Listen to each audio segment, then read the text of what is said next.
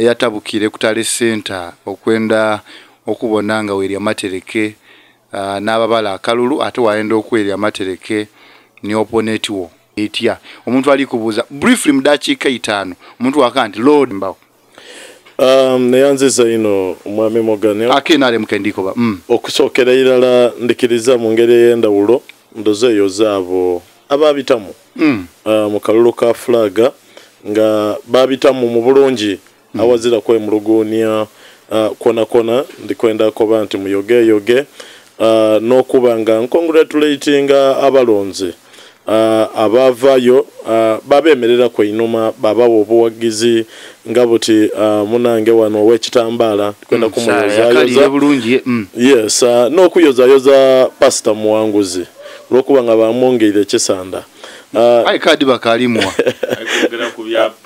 tukogera ku byapate ai alika chikaka gaba kadi so it's okay mukongratulating walalawo baba nenda kuyozayoza chana kwino nti mwene ebifo bino temubikowa babiba wamukoba muti haka tujire bwawo sebo mwami Mogani sebo yena kwedda omwezi nga 17 NRM yali eri kukuba akalulu kokuba nga tufuna ba flag bearer ngera ekyali mwidinda okusingira era Jinja Southwest constituency kyali chana kwino kyali kintu kibino yali unfairness ey'amaani mbonebwa ku mu butambi obumu nga ndi kutale center ke basindikira abasirikale ababitirivu obungi olw'okujja mu maiso awali abalamuzi oba nkani abalanzi nje mbabuuze ku nti bana ye bino bye muli kugayitagayita muli bitolawa twajja mu kulonda kuno nga tusuubira nti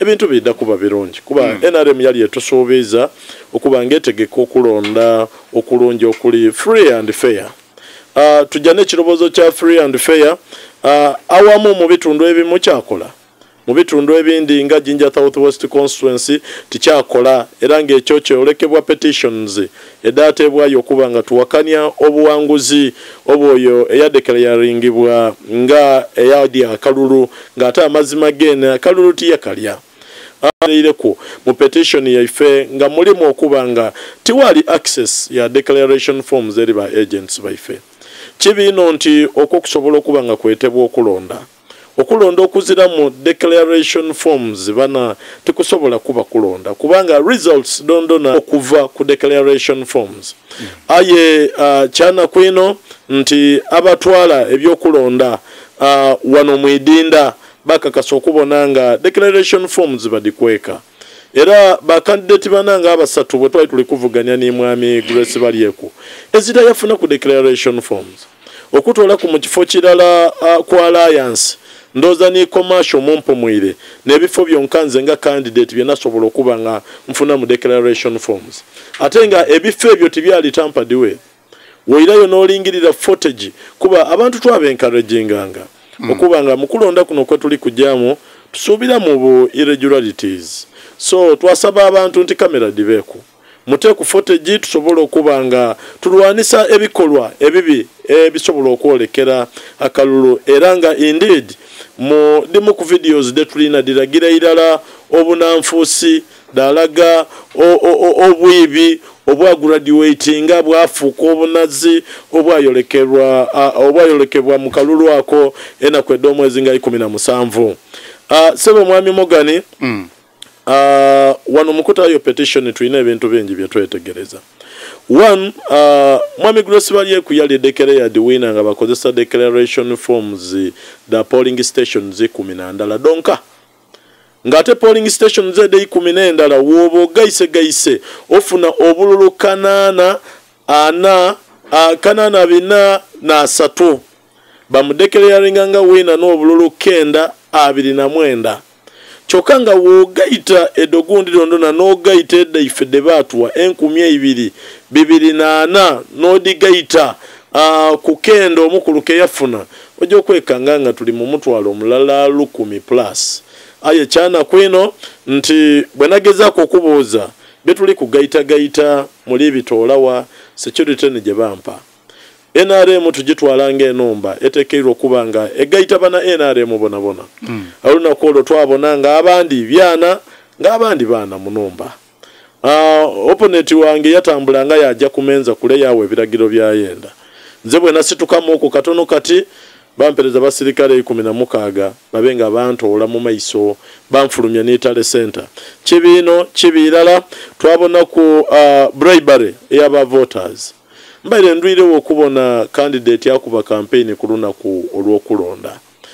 Byendi kwogera ku tiri byogera ku ntirwa kuba NRM tijenda. Ndiko kona ku nsonga detekeirwa okuba nga tutereza. Ndibona mwami muwanguzi musanufu nti ali kufuna byana abanga akona kwa ide ensonga tulina okuba nga tudogera ku sobola okuba nga tuterezamu omulundi ogwirako. Okay. Omukulu yabonebwa mu bifo ebyekimaka yabonebwa Narambayi nga ali kugaba sente.